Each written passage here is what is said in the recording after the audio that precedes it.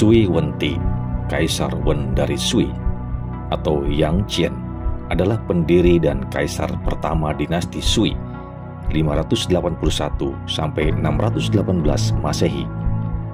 Dia adalah seorang administrator pekerja keras. Sebagai Buddhis, dia mendorong penyebaran agama Buddha melalui negara. Ia dianggap sebagai salah satu kaisar yang paling penting dalam sejarah Cina. Ia menyatukan Cina yang sudah terpecah belah selama beratus-ratus tahun zaman dinasti Selatan Utara yang terdiri dari puluhan kerajaan setelah runtuhnya dinasti Qin. Reformasi politik yang dilakukannya dapat bertahan selama berabad-abad sesudahnya. Sebagai hasilnya, Cina bisa menjadi salah satu negeri yang terkuat di dunia. Masa itu juga dimulai pembangunan Grand Canal atau kanal raksasa.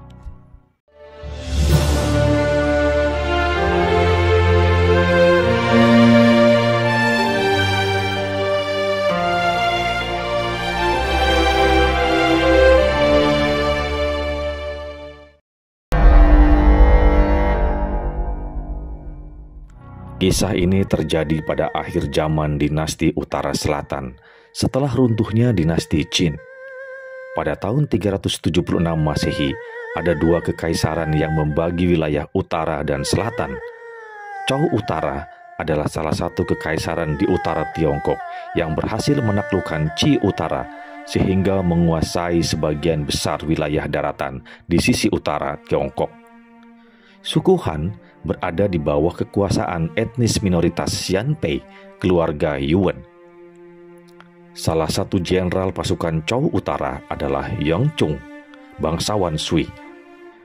Setelah Yang Chung wafat, anak laki-lakinya yaitu Yang Qian menggantikannya. Yang Qian dilahirkan pada tahun 541 dari sebuah keluarga yang berkecukupan. Dia pertama kali memperoleh posisi dalam karir militernya ketika usianya baru 14 tahun dan dengan cepat melesat. Tugasnya dalam melakukan pengawasan di hampir seluruh Cina bagian utara berhasil dijalankan dengan baik. Pada tahun 573, Putri Yan Chen diperistri oleh putra mahkota Zhou Utara. 5 tahun kemudian, Raja Zhou Utara meninggal dunia. Sang putra mahkota kurang kuat mentalnya sehingga menimbulkan intrik perebutan kekuasaan. Adanya perpecahan dan peperangan yang sering terjadi pada dinasti Selatan Utara saat itu mengakibatkan perekonomian dan politik sangat kacau. Yang Qian sebagai seorang menteri besar dalam kerajaan Zhou Utara lalu memaksa Kaisar Zhou Utara yaitu Zhou Qingdi yang masih berusia muda tersebut memberikan tahta kekaisaran kepadanya pada tahun 581 Masehi.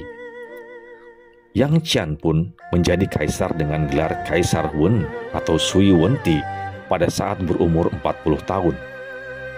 Ia mengambil alih kekuasaan Zhou Utara dan mengubah namanya menjadi dinasti Sui dengan ibu kota Chang'an. Ia melakukan reformasi di bidang politik dan perekonomian.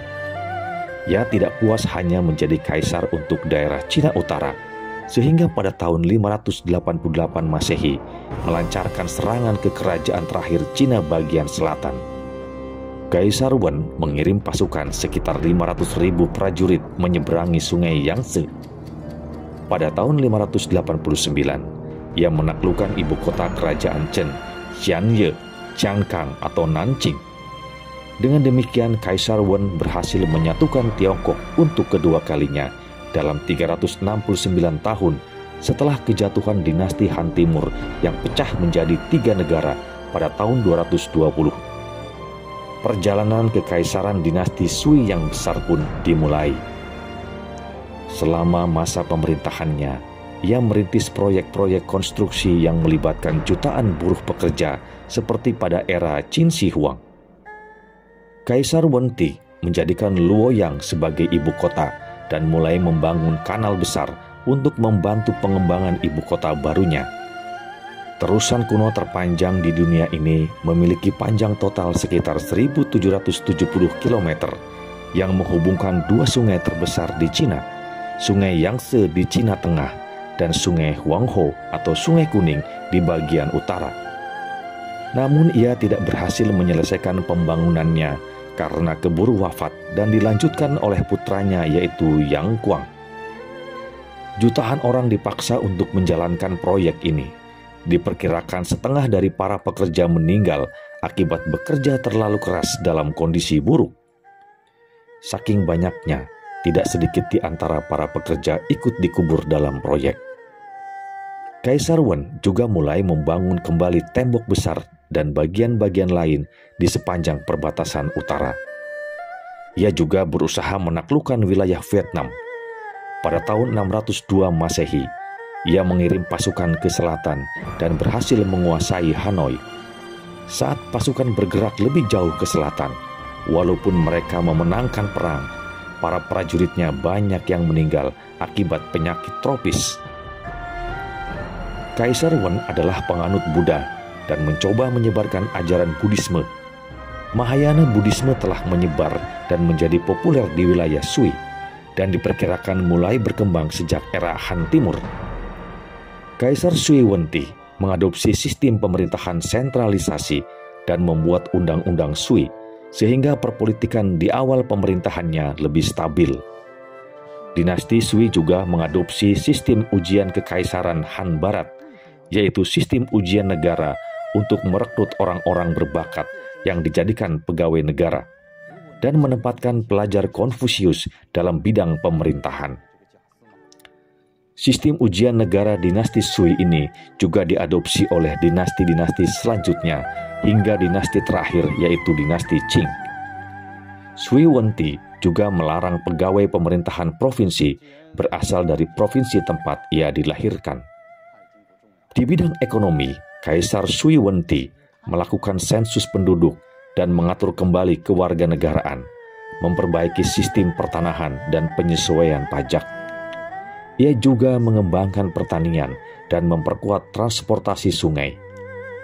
Pada tahun 584, Kaisar Wen memerintahkan proyek untuk menggiring air dari sungai Weisui ke Tongkuan dan kemudian membuat perairan baru Taiyunhe dari Chinsui menuju selatan ke sungai Huanghe pada tahun 611 sepanjang 2000 mil lebih. Dinasti Sui mempersatukan penggunaan uang logam dan standar pengukuran sehingga perdagangan pada masa itu berkembang dengan pesat. Dinasti Sui juga menerbitkan mata uang baru dengan standar Wu Chu Qian serta menghukum pembuat uang ilegal. Di bidang ilmu pengetahuan, ada ahli astronomi terkenal seperti Liu Chao yang menyusun kalender Huangqi mirip kalender Masehi. Dalam bidang konstruksi, terdapat jembatan di Hebei yang dibangun oleh Li Chunqian. Perkembangan bidang seni musik, tarian, dan seni lukis juga sangat pesat.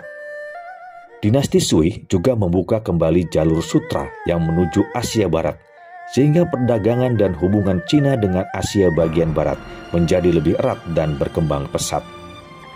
Pada tahun 604 Masehi, Kaisar Sui Wenti meninggal dunia pada umur 63 tahun setelah berkuasa selama 23 tahun. Tersebar dugaan luas bahwa dia menjadi korban pembunuhan oleh putra nomor 2-nya, yaitu Yang Kuang, yang juga anak kesayangan sang permaisuri yang menginginkan tahta kekaisaran ayahnya.